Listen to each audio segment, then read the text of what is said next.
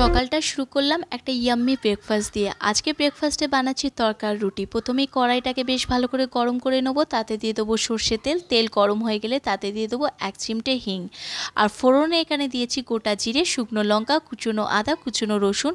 বেশ ভালো করে ভেজে নেব। ভাজা হয়ে গেলে এখানে দিয়ে দেবো কুচনো পেঁয়াজ। পেঁয়াজগুলো একদম লাল লাল করে ভেজে নিতে হবে। তাতে দিয়ে দেবো একটা গোটা টমেটো। টমেটোটা বেশ ভালো করে গলিয়ে নেব।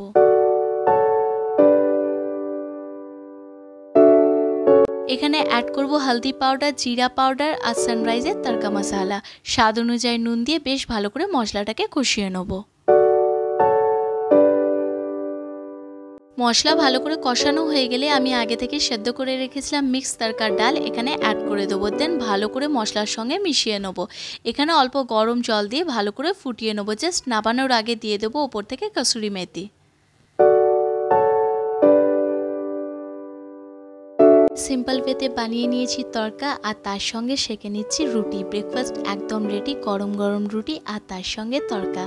আসি তাহলে, দেখা হচ্ছে নেক্সট ব্লগে লাঞ্চ রেসিপি নিয়ে। রেসিপিটা কেমন লাগলো কমেন্ট সেকশনে লিখে জানাবেন ব্লগ প্যাসের তুহিনাথ চ্যানেলে।